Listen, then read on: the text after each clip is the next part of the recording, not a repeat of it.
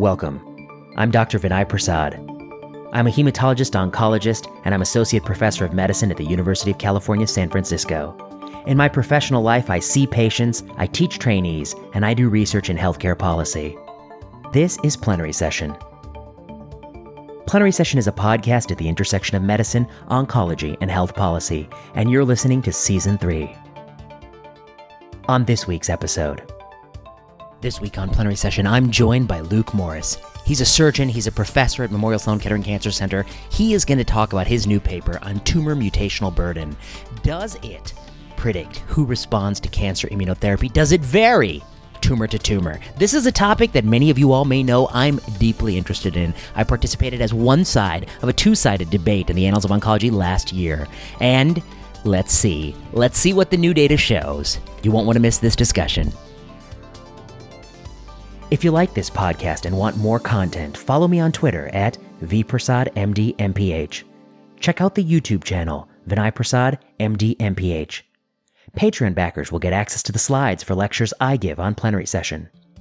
Want to hear from us? Email us your question at plenarysessionpodcast@gmail.com.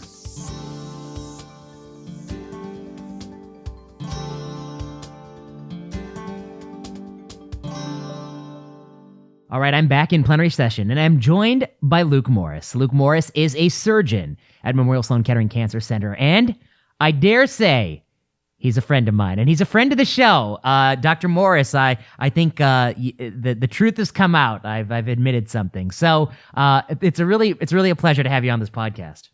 Big admirer of the show, and I quote your 65% rule to a lot of people around where I work at Sloan Kettering, that, you can get a lot out of discussing contentious issues with someone, even if you don't agree with them 100%. You don't need to agree with people 100% to regard them as good human beings or contributors to the discourse. And that's an underappreciated viewpoint in politics and even in medicine sometimes. So congratulations on everything that you've done to try to elevate debate in medicine. Yeah, it's so kind of you. I mean, boy, do I really think that is such an important thing that, like, I don't know, it's really important to agree with somebody 65%. I know, you and I, the irony is, when we've met and we've had drinks together, and it's funny when you meet somebody, you naturally gravitate towards the domains where we agree, and so we've talked a lot about that. I haven't figured out the 35% where we might disagree, but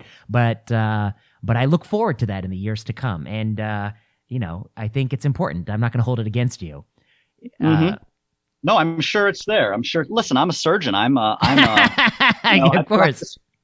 I practice 100-year-old techniques with my hands, and I remove cancer, instead of shrinking it 30%. So. You're healing with steel, huh? Yeah, you remove lesions that may or may not progress instead of shrinking the ones that are dead. No. Exactly. Well, but we sometimes make a living taking care of cancers that don't need to be taken care of. There is some of that. There's some of that, but you know what? It's still a cure. It still feels like a cure. It's hard to tell the difference when feels good. It feels good. No, yeah, the 30%. Yeah, 30%. That's the home run. That's the home run in our business. Yeah. Great. Well, we're here to talk about a paper. You're out. JAMA Oncology. Here's the title. Response rates to anti-PD-1 immunotherapy in microsatellite-stable solid tumors with 10 or more mutations per megabase. Whoa! This is what I've been waiting for. 1,678 patients, and we get to know TMB. I'm going to say a little bit in background, then I'm going to ask you to say a little in background. So here's the background people should know. Last year, there was an approval, and it was for immunotherapy delivered as monotherapy, Pembro, for TMB high, which is 10 or more mutations per megabase, which was the criteria for approval. It was a tumor-agnostic approval, means doesn't matter what tissue the cancer arose in. If it has more than 10 mutations per megabase, you get to give Pembro when you have a, quote, exhausted the satisfactory treatment options, or something like that. The other key to this is microsatellite-stable. Why does that matter? Well, we already had an approval for microsatellite in stable MSI high cancer a couple years ago. So for this approval to go beyond and to get more people access to the drug, it should be for the people with MSS but TMB high. Okay, and I think I discussed it on this podcast a little bit, and I was part of a pro-con debate in the Annals of Oncology with Vivek Subbiah, and I think Razel, and I think Tim Chan, and I think one more person at Sloan Kettering. Oh my goodness, what was his name? He's a ovarian cancer guy, does a lot of genomics at your place. Very famous guy. I want to say his name. Was David Hyman one of the authors? No, it wasn't David. No. Anyway, you're out with this new paper. So I wonder if you might talk us through a little bit about, where the motivation for this paper came and why did you decide to look at response rates in TMB high patients, MSS? Sure. You're talking about David Solit. Yeah, it's David Solit. Yeah, who's a GU oncologist. That's what threw me for a loop there. But Dave Solit is the head of our Center for Molecular Oncology here. So he's a big fan of the show too, I think. I don't know. I don't think that's true. Actually, I think he would. I'm not sure. He's not. I don't think he's a plenard. But I'll say he's probably. He may not be a plenard. He may not be a plenard. Yeah. He's an open-minded guy. Actually, okay. He's I think that when we talk about the 65%, there is. When we think about this FDA approval, and I'm not fully behind the rationale that led to this FDA approval. But if I were to, before waxing poetic, if I were to steelman the argument, so to speak, right? If I were to try to make the best possible argument for this, I would think of some of the I think reasonable statements that Dave Solit and others have made, which is, listen, if I have a patient sitting in front of me in clinic who has exhausted options and they have, metastatic castrate-resistant prostate cancer and have failed prior therapies, and they're not a microsatellite unstable tumor, I would love to have access to an additional drug that has an admittedly low-ish likelihood of benefit because I want my patient to get the option of,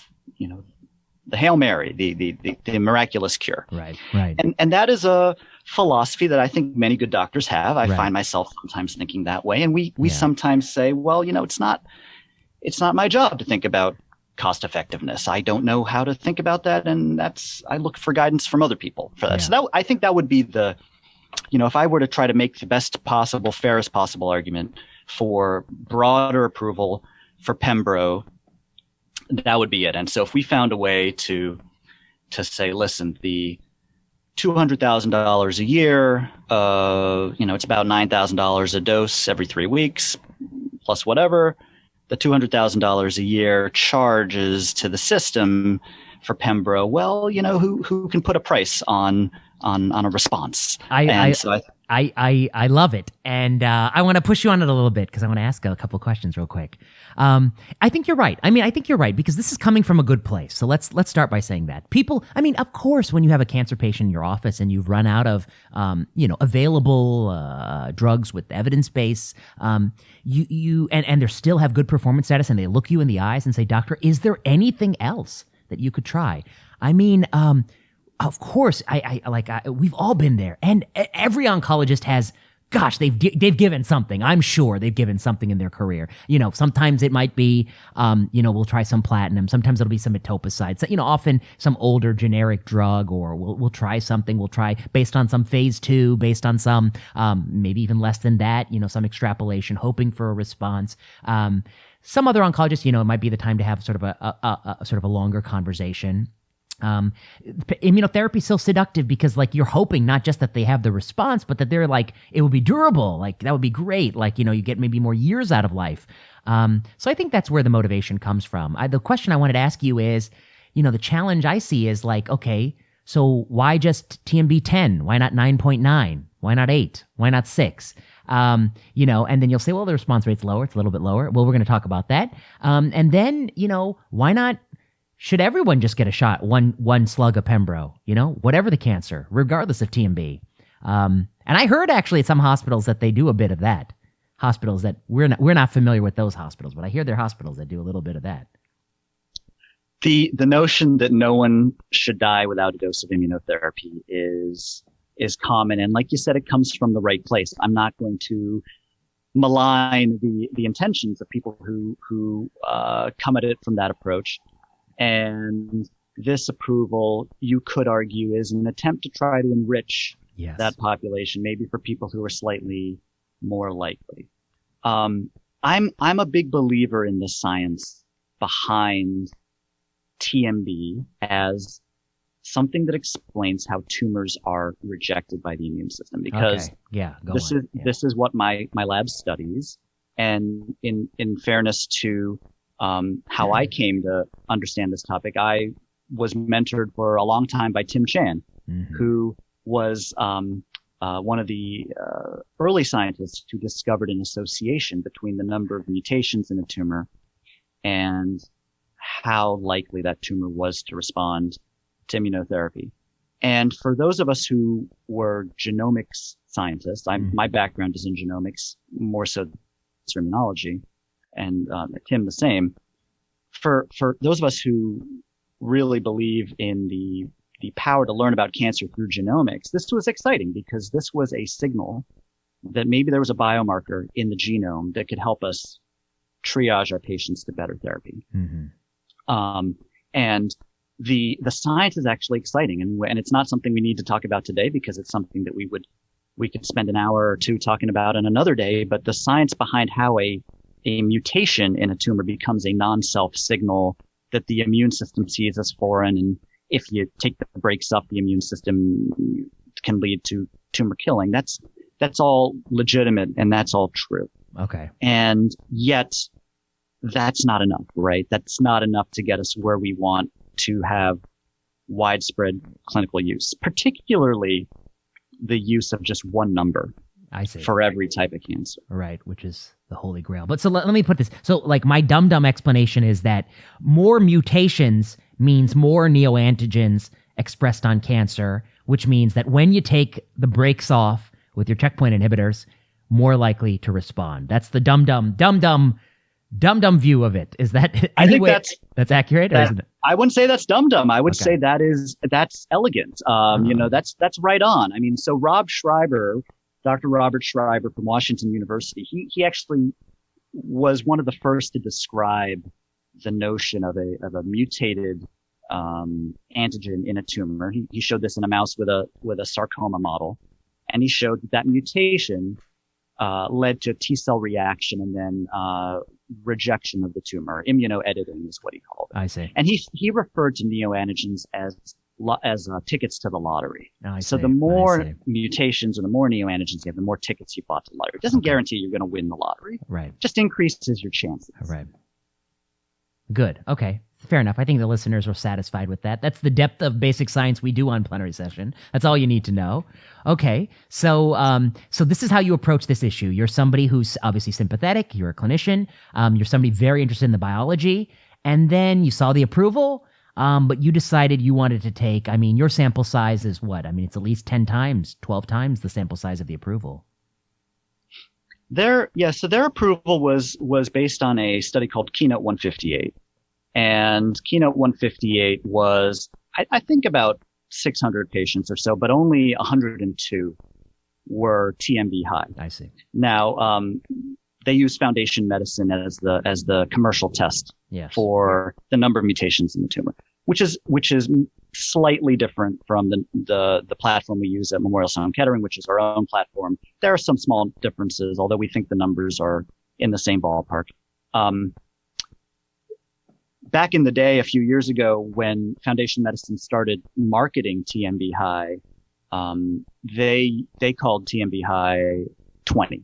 They called more than 20 mutations per megabase was TMB high, and their marketing materials all advertised that TMB high was a good thing, and TMB high in the Foundation Medicine publications from a few years ago.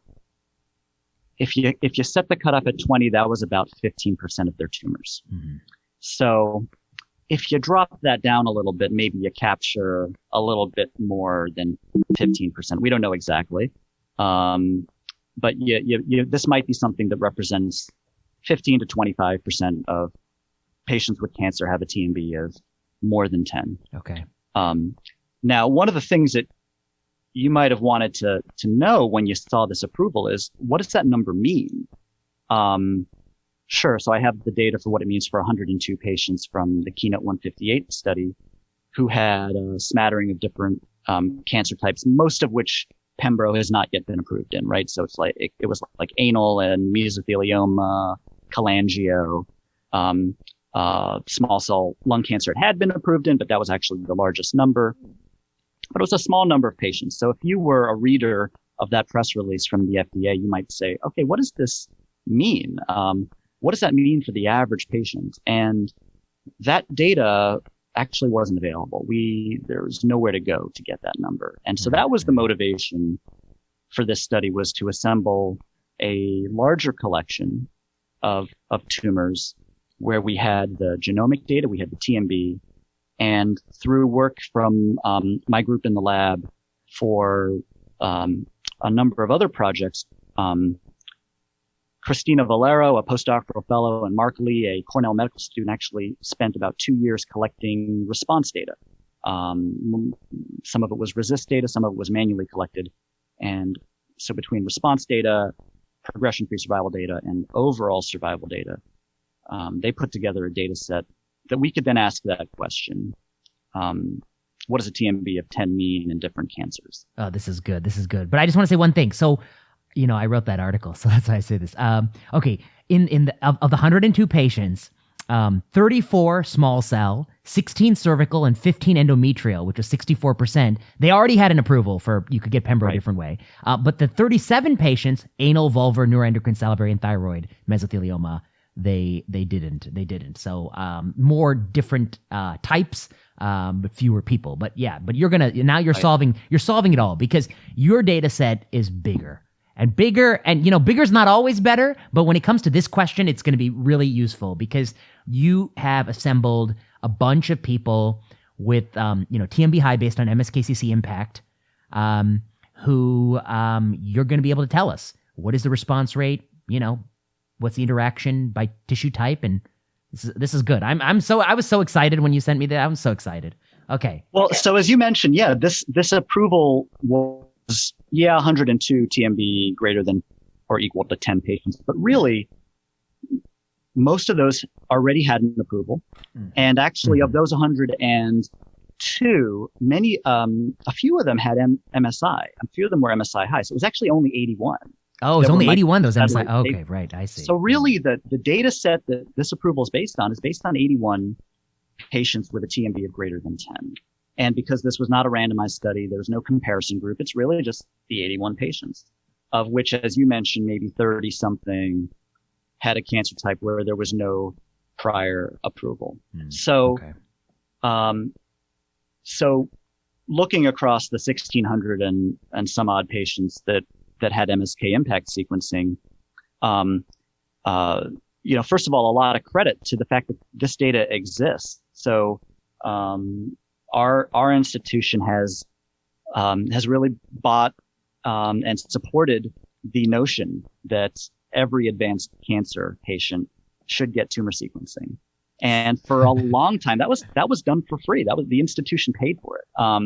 And depending on your cancer type, it's been of greater or lesser value, depending on your cancer type. I think for lung cancer, I think it's fair to say that next gen sequencing is quite relevant. Yeah. And drives decision making from day one.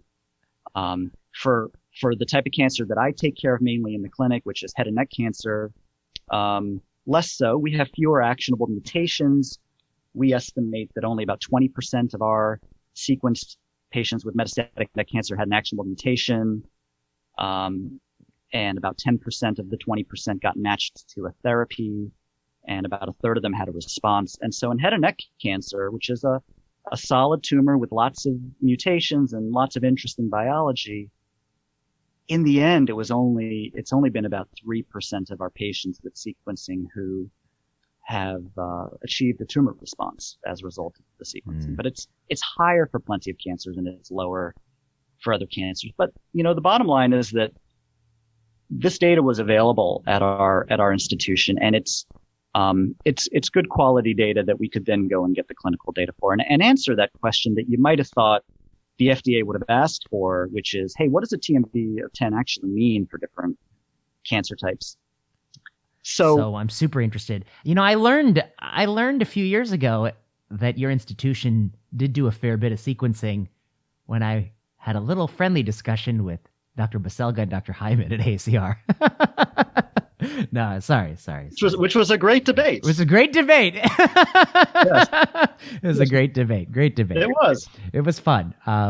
Yeah. Actually, at the time I was like, oh, it's a little hot under these lights. But now actually that COVID has come, I miss those good old friendly debates, like we used to have. So in retrospect, it was quite nice, actually. It was cordial. I think, it was substance. It was not ad hominem. Yes, that's true. And so, except for one or two comments, but not more than that. Not more than that. Okay. Yeah. So now you've taken a close look, and I'm looking at your table 1, and let me tell you, listeners, what the breakdown is. Non-small cell lung cancer, you got 600 people. Melanoma, 200 people. Kidney, 92 people. Sarcoma, bladder, head and neck, gastric, small cell, hepatobiliary, and you've got them broken down by TMB less than 10, TMB greater than 10. One thing I noticed when I was looking at this is, where's the prostate? Where's your prostate? What's going on there? We only included cancer types with 25 or more patients. Gotcha. Where we had both the sequencing and we had enough patients who got immunotherapy. The subset analyses get a little wonky below that, so we just decided we'd go with less than 25, and these are all microsatellite-stable. So yes, good point. So there are microsatellite unstable prostate cancers that a good number do respond to immunotherapy, but those aren't part of the study because they already qualify, right? Yes, right. So I guess when I wrote that little commentary, I said I had some criticism. Quote, "We know nothing about prostate cancer. For instance, no patients with prostate cancer greater than 10 mutations for Megabase are included in the data supporting approval, but approximately 5% of prostate cancer meets this threshold." But you also you're not going to be able to weigh in on that, but that's okay. I mean, you're going to give us a lot of very interesting answers. And I think you're right. I mean, obviously, if you included less than 25, the confidence intervals are going to be so damn wide, I'm not going to be able to know what to do with that percentage. So, right, it's not so useful to me. Right, fair enough. So that table gives you the response rate below and above 10. Oh, it's so interesting. You want to, just talk us through this. This blows me away. It's fascinating. It's so fascinating. Well, so you can be a believer in TMB as a biomarker, and you can believe that it has value, that it adds to the prediction of whether someone's going to respond. But a lot of the believers in that, and I think in some ways I'm a believer in that too. I think that it does add value beyond a coin flip. But you would want a tissue specific cutoff. And we showed in a paper in 2019, Robbie Samstein, radiation oncologist, was the first author, that was, with Tim Chan here at MSK. We showed that the optimal cut point to differentiate longer versus shorter survival after immunotherapy with checkpoint inhibitors was quite different from one cancer to another. A TMB of 7 might be low for melanoma, but if that's a kidney cancer, that's actually a very high TMB. Or a breast cancer, that's a very high TMB. So I just want to point out to listeners why Luc is saying this. So Luc is saying this, the reason it blows me away is that, for the most part, I would say when I look at this table, I see that people with more than 10 have slightly higher response rates than people than less than 10, which you'd expect because there's supposed to be some relationship between TMB, neoantigenicity, and the ability for checkpoint inhibitors to take the brakes off the immune system. Sure enough.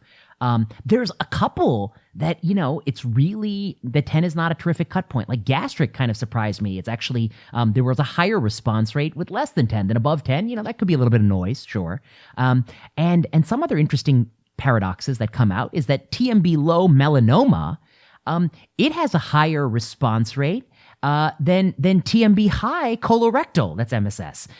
So I think Luke's point is really well taken, which is that yes, there's a linear relationship, and yes, it looks like high TMB, you're more likely to respond, but it's not the same slope in every tumor. It's different slopes, and a one cut point for all tissues gives you an agnostic approval, but it might mean that there's some, otherwise eligible people with melanoma who might have benefited, who, you're not giving the drug to.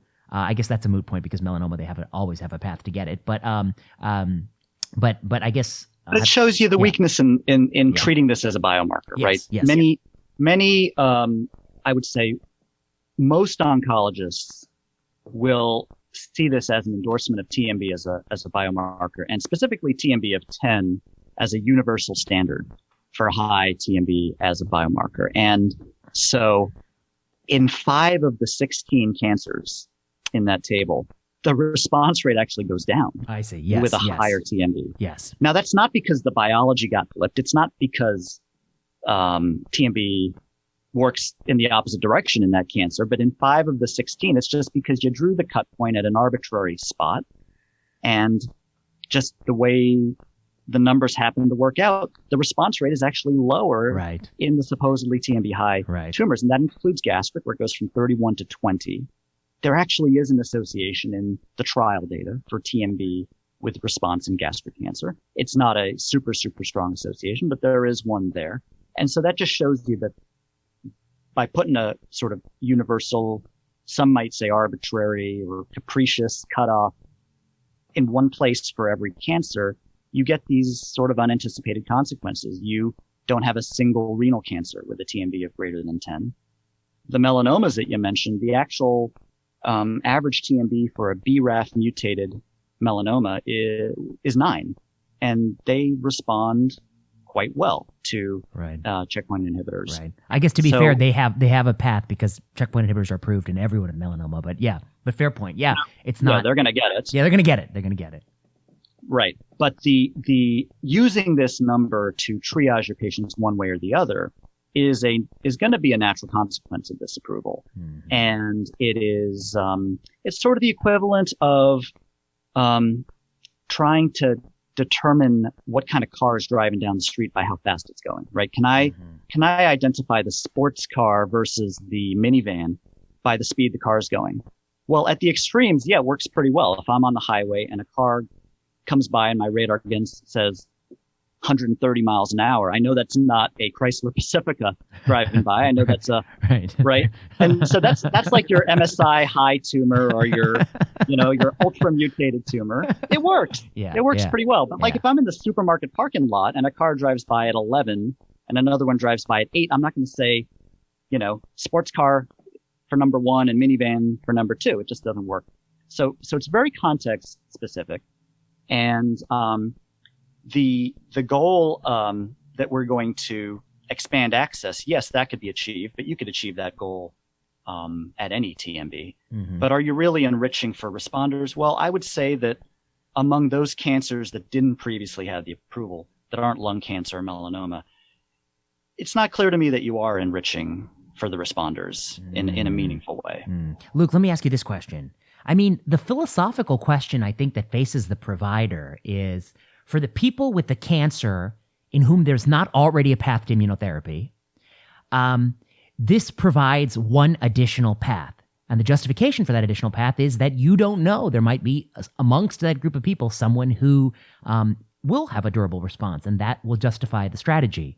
But I guess my question to you is, this study also doesn't find a TMB cutoff below which you are guaranteed not to have a responder. That's my question. Is there, if somebody has a TMB of 2, can you say that there's a 100% chance you won't respond? Or, what my question is if the goal is that any response justifies the strategy, then do you identify any cutoff below which there is no response?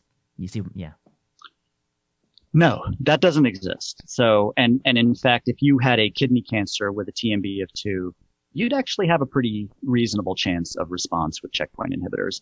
And on the other hand, if you had a pancreas cancer or a mesothelioma with a TMB of any number, Yeah. I would tell you that the likelihood of response is very small. I see. And within those cancer types, does it make sense to, not go to a second line cytotoxic and instead go to a checkpoint inhibitor, which will now be approved By insurance, for all of these cancers, and will get paid for. But is that necessarily the best? Well, I don't know. That's an unanswerable question based on the current data. And this approval, if you really hone down on those cancers where you are actually expanding access, it's like 30 cancers, right, in the approval. Yeah. And this sidesteps the whole issue that we're focusing on response rate, right? Yeah, right. And not actual survival. But can I just restate what you said, because I think it's such an important point for listeners, which is that I think, and you can tell me if I'm saying it wrong, but what Luc is saying is that now that this approval has been granted, there will be some clinical situations where a doctor faces a choice. A mesothelioma patient that's progressed on one line of therapy, pancreas cancer patient that progressed on frontline therapy. The choice will be, do I give this pancreas cancer patient, 5-FU and liposomal irinotecan, second line cytotoxic drugs, or do I give him a shot at pembrolizumab because they happen to be TMB high? And this approval is kind of flexible. You just have to say that I don't think that the conventional treatment is quote unquote satisfactory, and that's in the eye of the beholder. And I think you can go to an insurance company and say, it's not that satisfactory, so let's try this other thing. And so it's a real sort of scenario. And I think the insight that you're pointing out is that although we feel as if more approvals give us more options, and that's always good, it is possible that one of the ways the approval cuts is it takes somebody who you would give liposomal irinotecan and 5-FU to and give them instead pembro, and they don't respond, and they miss that opportunity to get that cytotoxic drug that might have not given them a lot more time, but maybe a little more time. And so there are a few situations where one can imagine that this approval actually choice leads to an inferior outcome than had they not had the choice, if that makes sense. Is that, That's right on. That's very well stated. And the point that I want to make with this article is not that I would advocate ripping away access to drug for a patient with no other options. It's rather that the scenario that you've sketched out is a very plausible one. And you would think that we would want to sort of explore that in the FDA application, right? Cancer type that you just mentioned, say pancreas or mesothelioma or hepatobiliary cholangio, what have you. What does it actually look like? And because a lack of response to checkpoint inhibitors is tantamount to doing nothing, right? Yes, that's important to say. Yeah, right. If you give a drug that's not doing anything for the cancer, it's tantamount to observing somebody who you could have been treating with something that might be doing something.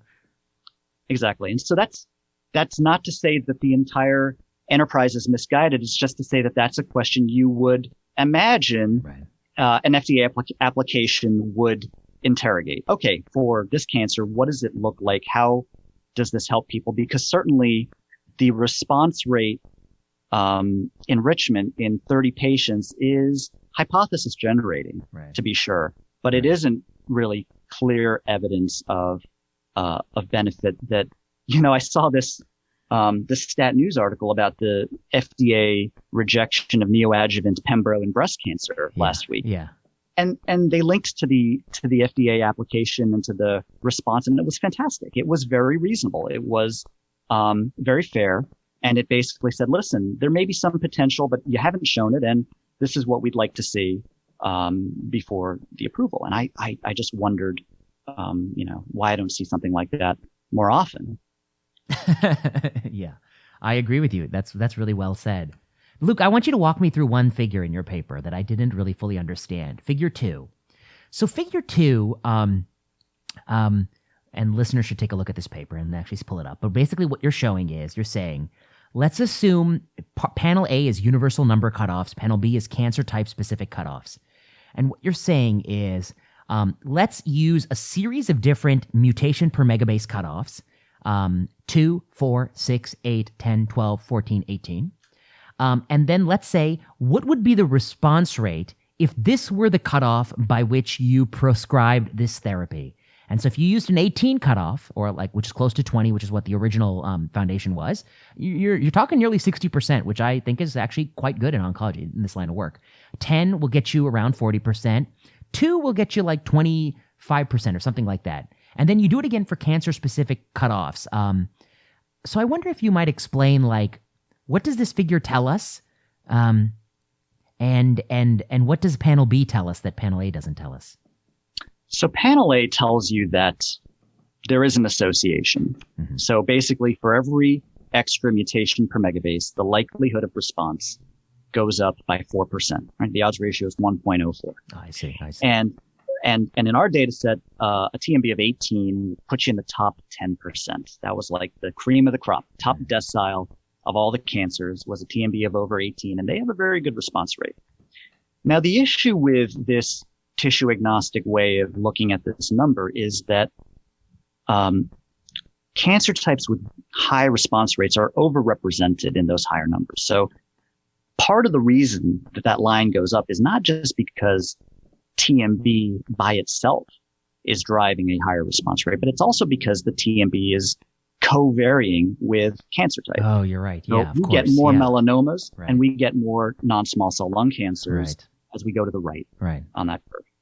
And so I have always been a skeptic of that approach because in fact, there are folks who argue, I think their case is significantly overstated, but there are folks who argue that TMB is worthless.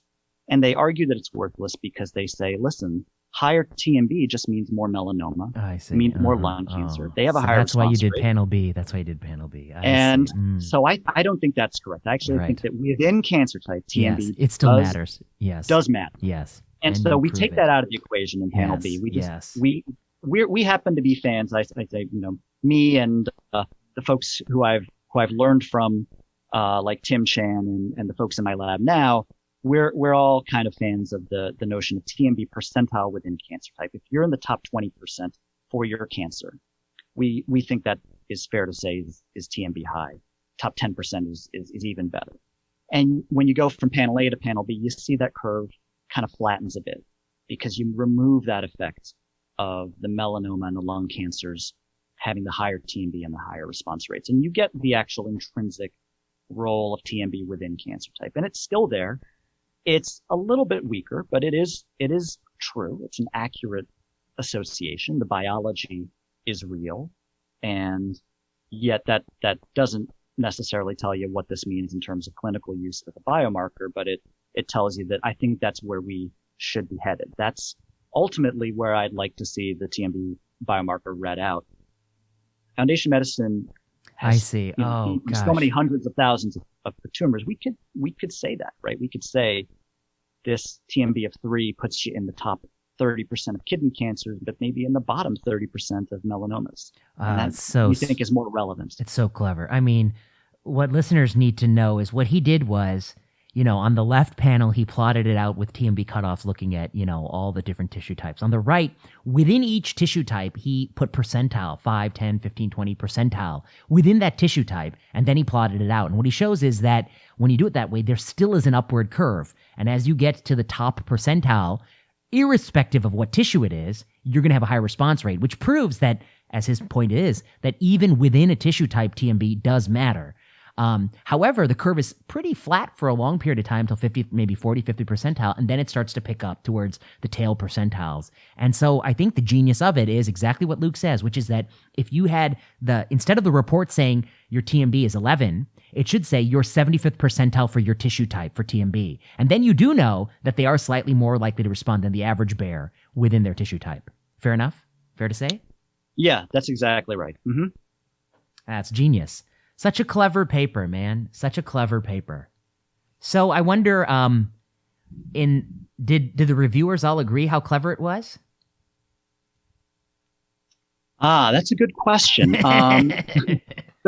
So let's be fair. If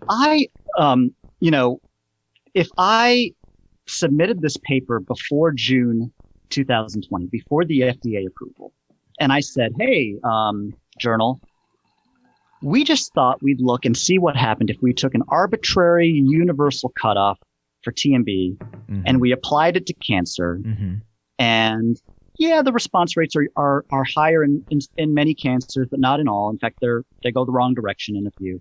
And then if you go to the supplemental where we show the survival data, and I encourage anyone who's interested to look at the supplement for this online.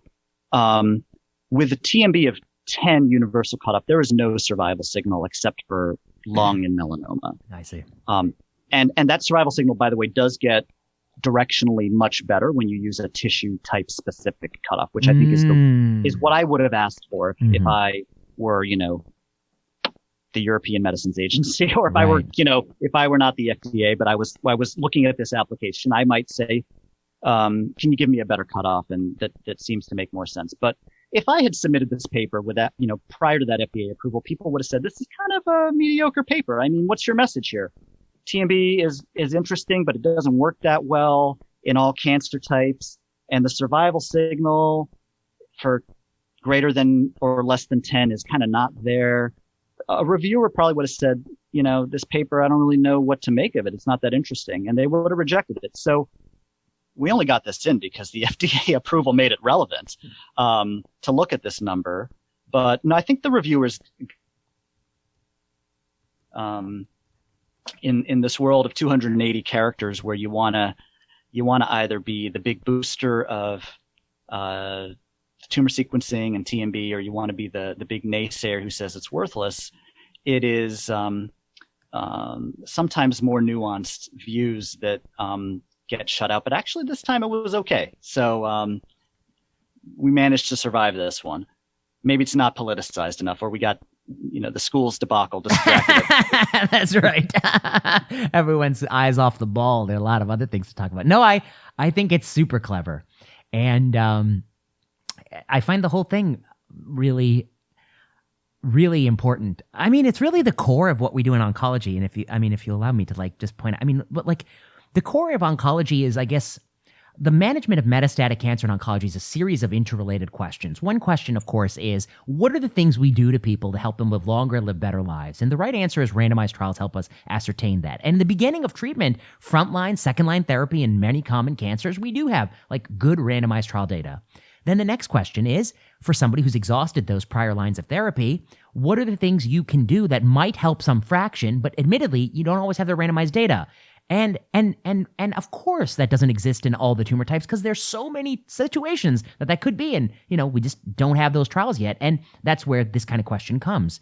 And then to me, I think the added layer of interest is, when you take a drug that's sexy, and Pembro is sexy, I think it's one of the sexiest drugs we have, and you approve it in that latter line, it is natural and intuitive that people are going to bleed what the last line is. They're going to move it up a little bit because they're going to say, I'd rather try something sexy, even if that means forgoing something that is a standard. And that's not an ill intent. That's just the way new and shiny gets our attention. And so an approval like this will have some spillover where, there's a gray space in oncology, which is did they really exhaust all the prior therapies or not?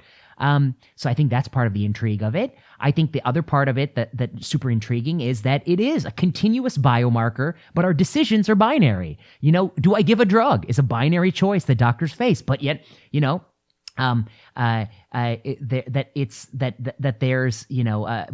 biomarker is continuous, and it's a real biomarker. I think you prove it is no one can say this is not real. There really is some relationship between this and responding to these drugs. The question is, how do you go from that to making binary decisions? And I think that's the fun part of medicine, is thinking about that, because, I don't know. It's a lot of food for thought, a lot of debate, and I think you're thinking about it in a very nuanced and clever way. So I'm glad to see this paper. I appreciate you framing it that way. I agree. It's in the lab, a lot of times we stop thinking about the implications when we get to a certain level. We are so intrigued by the science that the actual clinical application almost sometimes to us in the lab seems like an afterthought. At the same time, there is also something that I thought a lot about during the COVID surge, which is how we like to feel intelligent with access to the most up-to-date data. Now, what does COVID have to do with this? So I had this very strange moment in medicine that never happens. So in April, once in April and twice in May, ended up as an ICU attending in New York City. Once in a public hospital in Queens as a volunteer, and then 2 weeks in my own hospital. And I'm a head and neck surgeon, and I don't normally do that. So the book that I dusted off was 20 years old. And actually the stuff I learned in residency was like outdated even then. So it was like 25-year-old practice that I kind of remembered in my head. And what book is this? Marino's the ICU book? There it is. Right here. Marino's ICU book. Yeah, Except I had the I know green it well. version. Yeah. I know the green. Version. I know the green. That's vintage. That's vintage. That's the new one. Yeah. So what's amazing about the new one, and I promise the story has a point, all of the stuff in the green one isn't true anymore. Like we don't do any of that stuff anymore. There's been some reversals in that space, yeah. There have been some reversals. So when I was a resident, if someone was in shock and, there was a surgical patient you were taking care of as an intern and they were in shock, you had better have floated that Swan-Ganz catheter.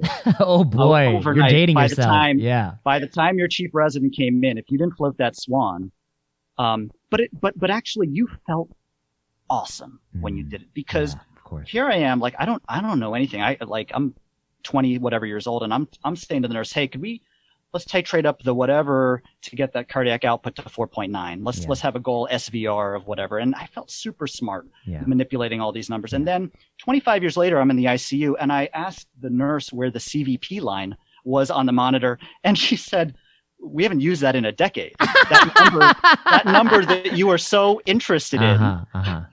It used to be a yellow line on the monitor. It is no longer part of ICU care, the CVP. So we feel smart. We as doctors, we like to maximize what we can do. We like to feel like we're extracting every piece of knowledge from that tumor. And sometimes we're right.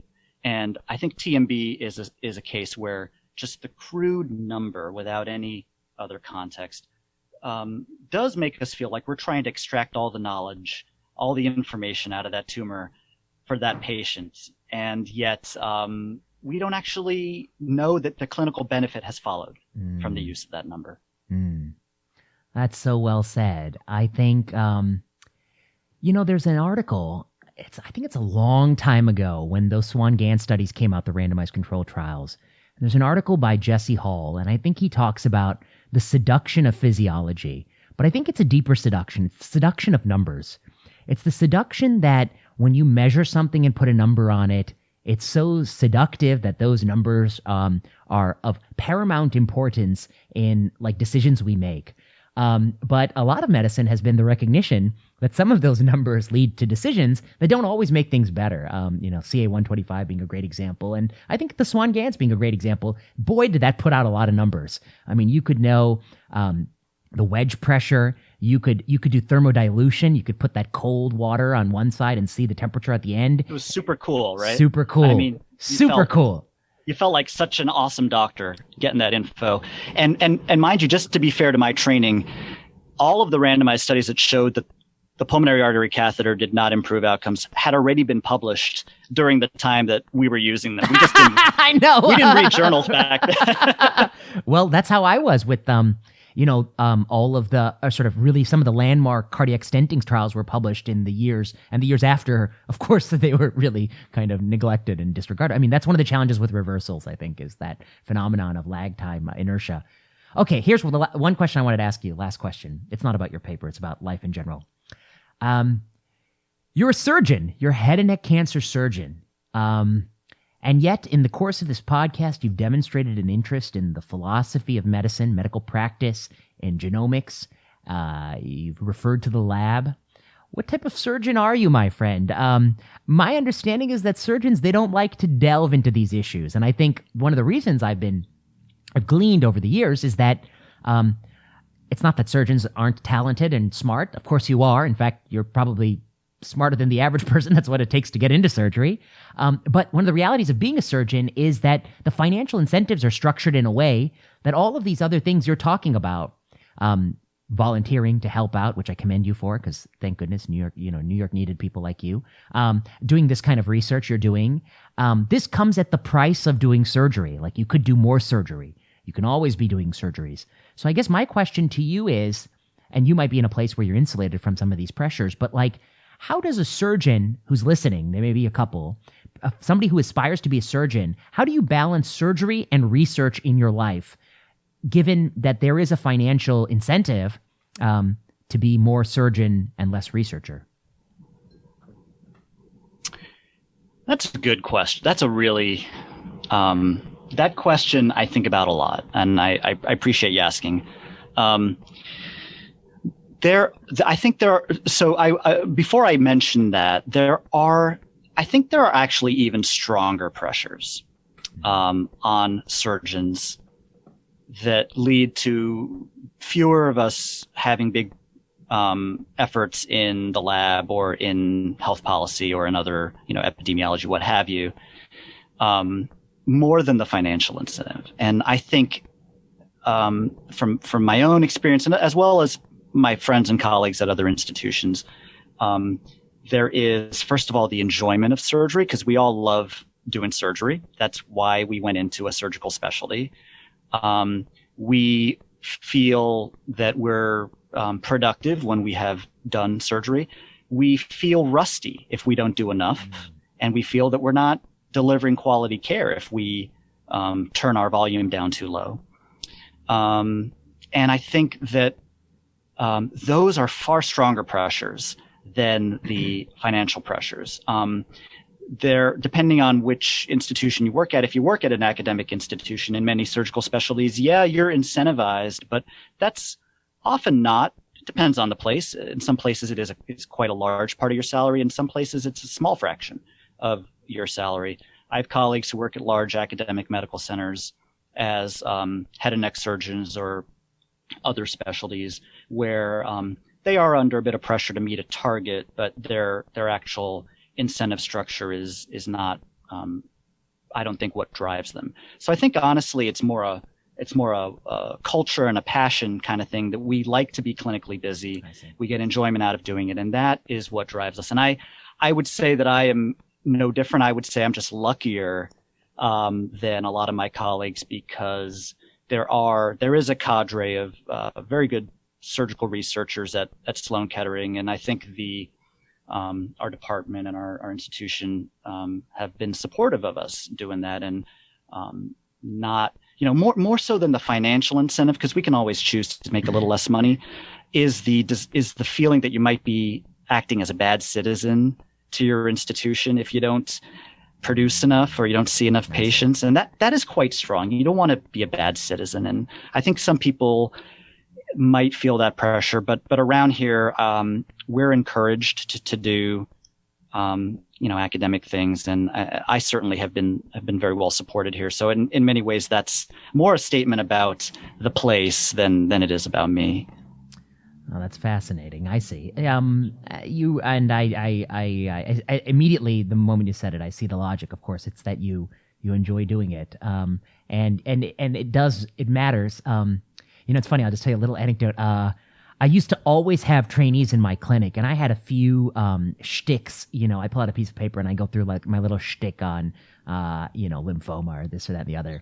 And then of course I switched jobs, right? So it's been a while since I've had anyone in my clinic, and I haven't done my shtick. And it's COVID, and so nobody's coming anyway. And then all of a sudden, some people started popping into my clinic, and I was like, oh, okay. And then finally I was like, oh yeah, you got this little shtick I like to tell them, just so whatever trainee person who's there feels like, they didn't just waste an afternoon. And I really do feel bad, because we're doing very specialized stuff. So I want them to get something out of it. And so I started to do my shtick, and I was like, Jesus Christ. I was like, what did I usually say here? And I was like, forgetting it. And of course, this is the analogy to surgery is like, if you don't keep doing it, you forget it. And this was like obviously nothing like what you do, which is of course much more important than my little piece of paper shtick that I do. But there's a lot of truth to that, right? Which is that practice does keep you sharp. I don't know. I'd still do some procedures, but not like what you're doing. Let me ask you this. So you're head and neck cancer surgeon. Do you use this this robot that they speak of? We do use the Da Vinci robot for surgery in the back of the throat. I think it has a role. I personally don't use it. I use another device that is maybe a little less expensive, but still quite expensive for those select indications. But yeah, it has a role. It was, what did they say? It was developed initially for heart surgery, and they missed the heart and they hit the prostate or something like that. Is that what they said? Yeah. So is it better? So we've always been we're kind of like the small time users. What do you call it? TORS, trans-oral robotic surgery. TORS. Mm-hmm. TORS. And what are you trying to remove when you go with this TORS?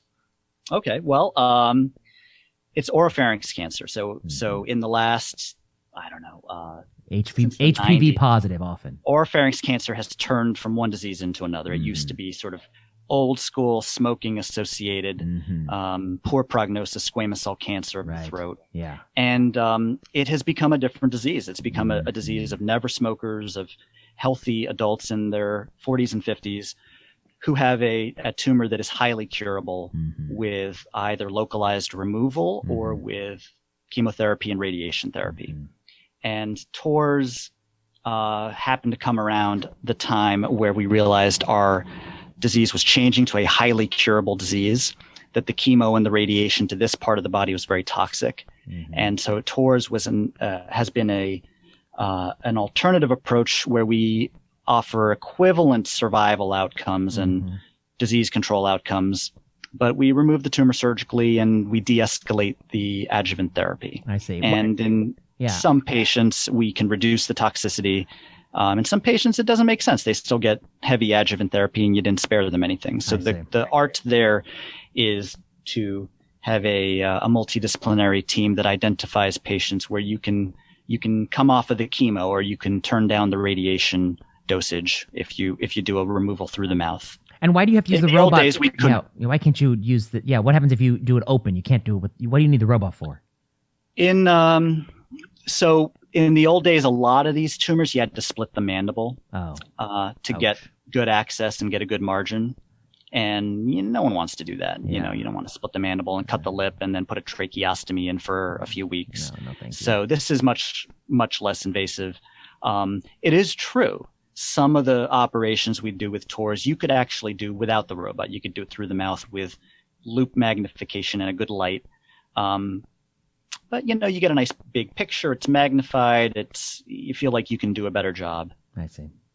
All right. Well, this is food for thought. I've always been fascinated. I did say, I don't know if I ever told you this, but sometime in the course of my 5 years in Oregon, there was an opening in the VA head and neck cancer clinic. And of course, it wasn't what I set out to do, but I was a junior man. I was a junior person on the totem pole, and so when there was the opening, I was the filling of the opening. I filled the opening. So I joined a multidisciplinary team in head and neck cancer, and I worked alongside a surgeon who was he was a couple years ahead of me in medical school, and he had sort of a reputation for being like the best student. And over the course of the time I worked with him, I found that was true. He was the best student, became the best doctor. He was a great doctor. And there's a radiology person. And I will say that having done that for some time, I walked away with a few things. One, I find it to be actually incredibly fascinating, and much more fascinating than I had initially thought, than my preconceived bias. And two, I think I really wish multidisciplinary clinics, there should be more of them. It's really great. You get great camaraderie. You get to bounce ideas off people. It's kind of like the dream of how to practice medicine. You get to talk about it with other people who are really smart. So, big fan of it. Big fan of it as a provider. I agree. If you have the opportunity to practice in oncology in a field where different modalities all bring something significant to the table, it's a lot of fun. If you have a good multidisciplinary disease and you've got good people, you get to approach each patient from the standpoint of being their advocate and saying, how can I help get you to the best treatment with the least toxicity? And we all try to do that. So that's a lot of fun. It's a lot more fun than just sort of being in your own discipline and not really knowing what the radiation docs are doing or what the surgeons are doing. I think the future of the robotic surgery is when the robot is controlled by the cyborg. That's when you really hit the gold the gold standard. No, Luc Morris, it's been a pleasure to talk with you. I think folks will check out your new paper, JAMA Oncology Response Rates to Anti-PD1 Immunotherapy and Microsatellite-Stable Solid Tumors with 10 or more mutations per megabase. And it's a fascinating paper. I really enjoyed chatting with you and walking us through this data. And we didn't get to talk about your work on disease-specific mortality and other things, but people should check out your publication record. Luc has a lot of papers that I think are very clever, very clever. And I think he's an example of the physician, scientist, surgeon, the person who literally does everything and also does super clever work. So thank you so much, Dr. Morris, for doing this. It's my honor to join you, Vinay. Keep up all the good work with promoting scientific debate, discourse, and elevating biomedicine. Thanks. Thanks so much. You've been listening to Season 3 of Plenary Session. Plenary Session is produced by Kiana Klossner. Music by Ian Straley and Audrey Tran. The views expressed on Plenary Session are those of whoever said it and no one else. Plenary Session is not medical advice. Follow us on Twitter at plenary_session. Until next time.